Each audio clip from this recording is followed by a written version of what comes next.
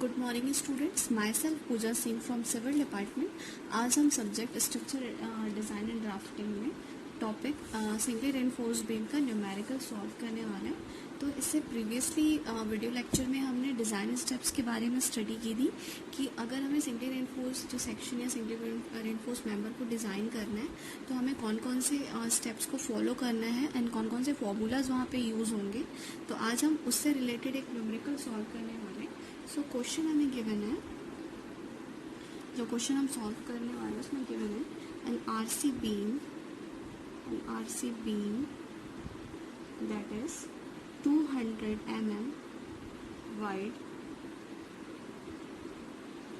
has an effective depth of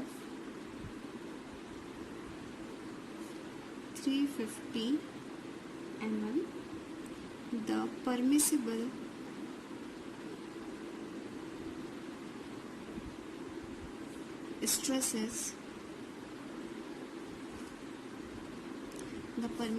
stresses in concrete and steel are 5 Newton per mm square and 140 Newton per mm square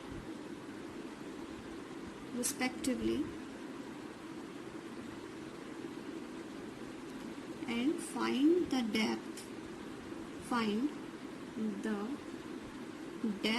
of neutral axis, that is XU जो हमने already पहले discuss किया था, and the area of steel and percentage of steel. Area of steel and percentage of steel, and इसमें हमें जो small m that is modular ratio की value हमको दी हुई है 18.66। तो ये हमारा क्वेश्चन है। क्वेश्चन में हमें क्या दिया हुआ है, an RCC beam that is 200 cross mm wide has an effective depth of 350 mm. The permissible stresses in concrete and steel are 5 Newton per mm square and 140 Newton per mm square respectively. Find the depth of neutral axis, area of steel and percentage of steel. मतलब इसमें हमको x की value find out करनी है, AST find out करना है, NP percentage find out करना है। ये m that is modular ratio की वैल्यू हमको ऑलरेडी गिवन है, दैट इज 18.66। अब हम सॉल्यूशन पे आते हैं। सॉल्यूशन पे हम सबसे पहले गिवन डेटा मेंशन कर लेते हैं। हमें क्या क्या गिवन है क्वेश्चन में, हमें small b that is width की वैल्यू दी हुई है 200 mm, स्मॉल डी गिवन है that is effective depth 350 mm, sigma CBC ये क्या है हमारा परमिसिबल स्ट्रेस ऑफ कंक्रीट कितना दिया हुआ है हमें 5 newton per mm square, sigma ST given है that is 140 newton per mm square, and the next is modular ratio that is 18.66। Modular ratio को हम कैसे डिफाइन करते हैं, that is ES upon PC is equals to कितना दिया हुआ है हमें 18.66 गिवन है। अब अगर हम सेक्शन की बात करें तो हमारा सेक्शन कुछ इस तरीके से दिया है,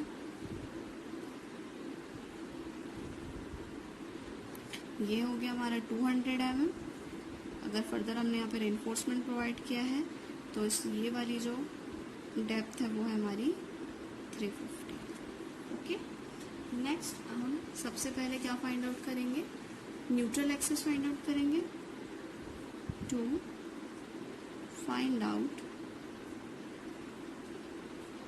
depth of neutral axis,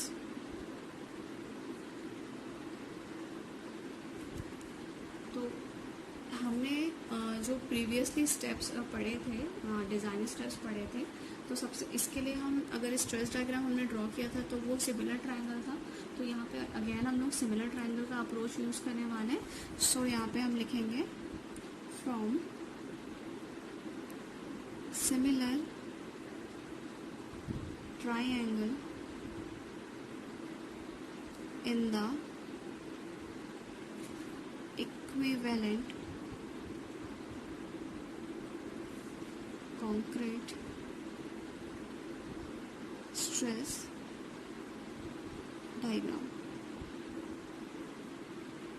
that is sigma CBC upon sigma ST upon m is equals to x upon d minus x, जहाँ से x हमारा अननोन वेरिएबल है जिसे हमें फाइंड आउट करना है। तो यहाँ से x की वैल्यू हम कैसे फाइंड आउट करेंगे, तो ये हो जाएगा हमारा 5 upon 140 upon 18.66 is equals to x upon 350 minus x। तो जब हम इस इक्वेशन को सॉल्व करेंगे तो हमारी x की वैल्यू आ जाएगी 139.97 mm। दैट इज जो ये वैल्यू किस चीज़ की हमारी, ये रिप्रेजेंट कर रही है depth of neutral axis. Okay, सबसे पहले हमने क्या किया है, यहाँ पे गिवन डाटा हमने मेंशन कर लिया। हमको क्वेश्चन में क्या फाइंड आउट करने बोला था, सबसे पहले फाइंड आउट करने बोला था डेप्थ ऑफ न्यूट्रल एक्सिस। तो डेप्थ ऑफ न्यूट्रल एक्सिस के लिए हमने क्या किया है, यहाँ पे सिमिलर एंगल ट्राइंगल वाला इक्विवेलेंट कॉन्क्रीट स्ट्रक्चर डायग्राम जो हमने ड्रॉ किया था, जिससे हमें ये इक्वेशन मिला था, इस इक्वेशन को हमने सिंपली सॉल्व किया है। यहाँ पे सिग्मा सीबीसी किस चीज़ को रिप्रेजेंट कर रहा है, हमारा परमिसिबल स्ट्रेस ऑफ कंक्रीट को रिप्रेजेंट कर रहा है, एंड सिग्मा एसटी जो है परमिसिबल स्ट्रेस ऑफ स्टील को रिप्रेजेंट कर रहा है। तो ये फॉर्मूला कुछ इस तरीके से हमने नोट आउट किया, that is sigma CBC upon sigma ST upon m is equals to x upon d minus x. अब हमने इस वैल्यूज को, सारी वैल्यू जो हमको गिवन है उसे हमने इस इक्वेशन में फिल कर लिया है। तो यहाँ से हमें x that is depth of neutral axis की वैल्यू फाइंड आउट हो गई है। स्टेप में हमने already depth of neutral axis find out कर लिया है। अब हम सेकेंड स्टेप पे आते हैं। तो सेकेंड स्टेप में हमें क्या फाइंड आउट करना है, यहाँ पे हमें बोला है area of steel find out करने के लिए। एरिया ऑफ स्टील को हम AST से रिप्रेजेंट करते हैं। तो एरिया ऑफ स्टील जब हमें फाइंड आउट करना है, उसके लिए हमने ऑलरेडी पहले एक फॉर्मूला देखा हुआ है, that is C is equals to T, है ना, total compressive strength is equals to total tensile stress. तो C is equals to T किया, तो C का हमने क्या फाइंड आउट किया था, B into x into sigma CBC upon 2 is equals to AST into sigma ST। ठीक है, यहाँ पे ये सारी चीज़ें नोन है, सिर्फ और सिर्फ हमको यहाँ से क्या फाइंड आउट करना है, area of steel find out करना है। तो यहाँ पे हम वैल्यूज पुट कर देंगे, that is 200 into 139.97 into 5 upon 2 is equals to 5 into 2, sorry is equals to आ जाएगा हमारा AST इंटू 140। यहाँ पे B that is width of section, हमने यहाँ पे B की वैल्यू फिल कर दी। X हमारा किस चीज़ को रिप्रेजेंट कर रहा है, हमारा डेप्थ ऑफ न्यूट्रल एक्सिस को प्रेजेंट कर रहा है। तो यहाँ पे x की वैल्यू हमने ऑलरेडी पहले फाइंड आउट कर ली है। सिग्मा CBC क्या है, हमारा परमिसिबल स्ट्रेस ऑफ कंक्रीट है। यहाँ पे सारी वैल्यूज को हमने पुट किया, सारे नोन पार्ट है, केवल और केवल AST यहाँ पे अननोन है। तो जब हम इस इक्वेशन को सॉल्व करेंगे तो यहाँ से हमारा एरिया ऑफ स्टील हमें फाइंड आउट हो जाएगा, दैट इज 499.89 mm स्क्वायर। यहाँ से हमें अपने सेक्शन में कितने एरिया में हमने स्टील प्रोवाइड किया वो हमको फाइंड आउट हो गया है। ये सेकेंड स्टेप हमने सॉल्व कर लिया है। अब आते हैं थर्ड स्टेज की। तो थर्ड स्टेप में हमें क्या फाइंड आउट करना था, percentage of steel find out करना था। तो थर्ड स्टेप पे आते हैं। थर्ड स्टेप हमारा है percentage of steel. Percentage of steel find out करने के लिए हमने जो फॉर्मूला यूज किया था वो है हमारा PT is equals to AST into 100 upon B into D। तो अब यहाँ पे हमें AST हमने यहाँ से ऑलरेडी कैलकुलेट कर लिया है 100, B हमारा क्या है width of the section and D हमारा है effective depth of the section. तो यहाँ पे इस इक्वेशन में हम सारी वैल्यूज़ को पुट कर देंगे।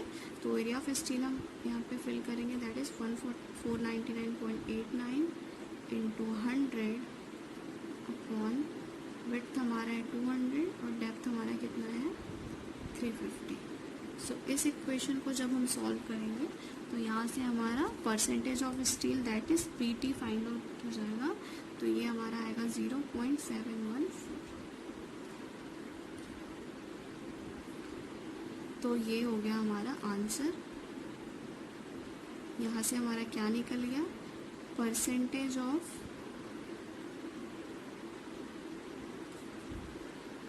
स्टील, यहाँ से हमने फाइंड आउट कर लिया एरिया ऑफ स्टील एंड इसके प्रीवियसली हमने क्या फाइंड आउट किया था, डेप्थ ऑफ न्यूट्रल एक्सिस। तो अगर हम इस क्वेश्चन को फिर से एक बार समझ लेते हैं।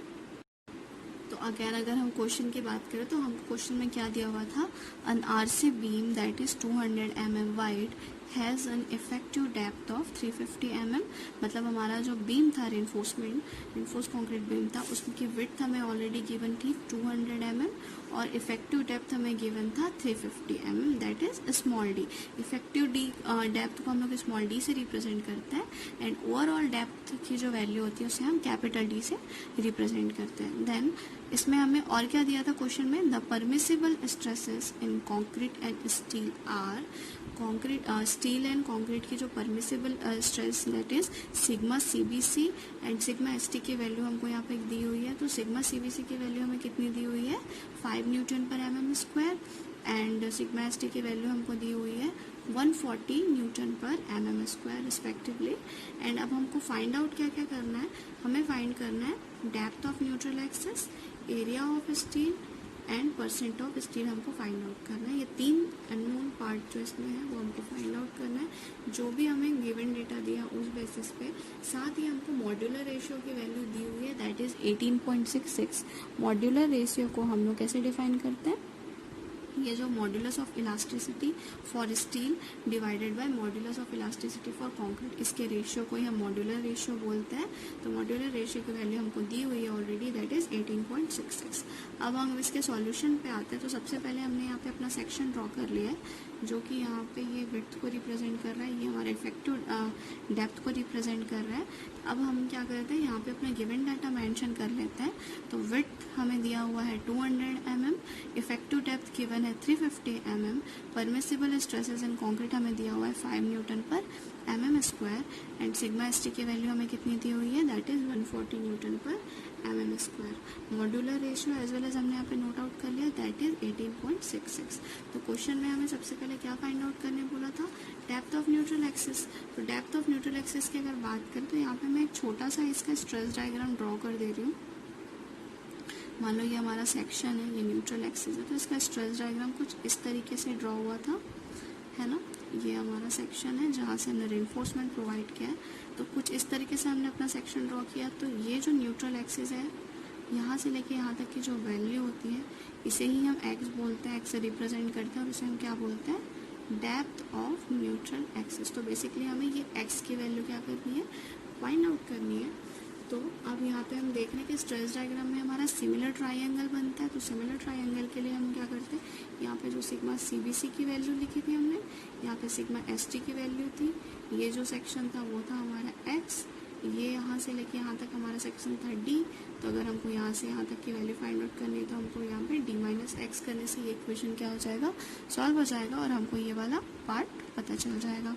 तो वही हमने किया सिमिलर ट्राइंगल के बेसिस पे sigma CBC upon sigma ST upon m यहाँ पे नोट आउट करेंगे और वन साइड में क्या हो जाएगा x अपॉन D-x, मतलब कि कंप्रेसिव साइड का हमने लिख लिया और टेंसाइल स्ट्रेंथ के साइड का हमने यहाँ पे नोट आउट कर लिया।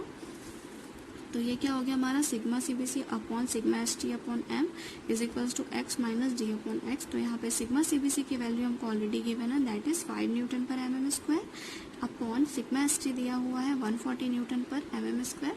सिग्मा एस टी क्या है हमारा, परमिसिबल स्ट्रेसेस इन स्टील, ठीक है। एम यहाँ पे रिप्रेजेंट कर रहा है मॉड्यूलर रेशियो को, एक्स है depth of neutral action and D है हमारा इफेक्टिव डेप्थ। अब इस इक्वेशन में हमने अपने वैल्यूज को पुट कर दिया है। सिग्मा सीबीसी की वैल्यू थी हमारी 5 अपॉन 140 अपॉन 18.66, यहाँ पे 18.66 मॉड्यूलर रेशियो को रिप्रेजेंट कर रहा है, is equals to x upon 350 minus x. तो यहाँ पे हमारा केवल और केवल एक्स जो है वो अननोन पार्ट है। तो अब इस इक्वेशन को जब हम सॉल्व करेंगे तो हमें यहाँ से डेप्थ ऑफ न्यूट्रल एक्सिस की वैल्यू फाइंड आउट हो जाएगी, दैट इज 139.97 mm। सो अगर हम इसके सेकेंड स्टेप की बात करें तो क्वेश्चन में हमको सेकेंडरी क्या फाइंड आउट करने बोला था, that is area of steel. तो एरिया ऑफ स्टील को फाइंड आउट करने के लिए हमें total compression is equals to total tension वाला इक्वेशन यूज करना होता है। तो टोटल कंप्रेशन वाले इक्वेशन को हमने कैसे सॉल्व किया था, टोटल कंप्रेशन के इक्वेशन में हमारा क्या आता है, that is b cross into depth of neutral axis into sigma CBC upon 2 is equals to area of steel into sigma S T. तो टोटल कंप्रेसिव स्ट्रेस के केस में ये वाला टर्म यूज होता है और टोटल टेंसाइल स्ट्रेस के case में ये वाला टर्म यूज होता है। तो सिंपली हमने क्या किया है, अपने दोनों इक्वेशंस को इक्वेट कर लिया है। जो जो हमारी नोन वैल्यूज थी, लाइक बी की वैल्यू हमें पता है जो कि दिया हुआ है already 200, depth of neutral axis हमें गिवन है 139.97, सिग्मा सीबीसी की value 5 upon 2 is equals to AST हमें क्या करना है, फाइंड आउट करना है, इंटू 140 किसकी वैल्यू, हमारी सिग्मा ST की वैल्यू है। अब इस इक्वेशन को जब हमने सॉल्व किया तो यहाँ से 499.89 mm square area of steel हमें क्या हो गया, फाइंड आउट हो गया है। एंड द लास्ट हमें क्या निकालना है, इसमें परसेंटेज ऑफ स्टील कैलकुलेट करना है। तो परसेंटेज ऑफ स्टील हम कैसे कैलकुलेट करेंगे, उसके लिए हमें फॉर्मूला पता है, that is PT is equals to AST into 100 upon B cross D। तो AST हमने यहाँ से ऑलरेडी फाइंड आउट कर लिया, तो इस वैल्यू को हमको इसमें पुट कर देना है। तो ये हो जाएगा 499.89 इंटू 100 अपॉन 200 इंटू 350। तो जब हम इस इक्वेशन को सॉल्व करेंगे तो यहाँ से हमारा percentage of steel find out हो जाएगा, दैट इज 0.714। तो इस तरीके से हमें सिंगल एंड फोर सेक्शन का जो भी न्यूमेरिकल आता है उसे सॉल्व कर लेना है। बेसिकली इसको सॉल्व करने के दो मेथड्स होते हैं। तो फर्स्ट मेथड में हमने क्या किया है, सिमिलर ट्राइंगल का यूज़ किया, अगर हमें depth of neutral axis find out करना था उसके लिए हमने सिमिलर ट्राइंगल वाला फॉर्मूला यूज़ किया है। Secondary area of steel find out करने के लिए total compressive stress is equals to total tensile stress का वाला टर्म यूज़ किया, एज वेल एज परसेंटेज के लिए हमने PT is equals to AST into 100 upon BD वाला फॉर्मूला यूज़ किया था। सिमिलरली अगर हम इसके सेकेंड मेथड की बात करें तो सेकेंड मेथड अगर हम सॉल्व करेंगे तो यहाँ पे हमें डायमेंशन ऑफ एक्शन की रिक्वायरमेंट होगी and area of tensile strength and modular ratio. तो इन तीनों के बेसिस पे हम लोग सेकेंड मेथड से भी अपना न्यूमेरिकल सॉल्व कर सकते हैं। तो फर्दर एग्जाम में जो भी मेथड आपको पूछा जाएगा तो उस बेसिस पे आपको इसको सॉल्व करना है। सो ये हमारा न्यूमेरिकल यहाँ पे कंप्लीट होता है एंड आगे हम अलग वैरायटी के न्यूमेरिकल पे डिस्कशन करेंगे। So thank you for watching.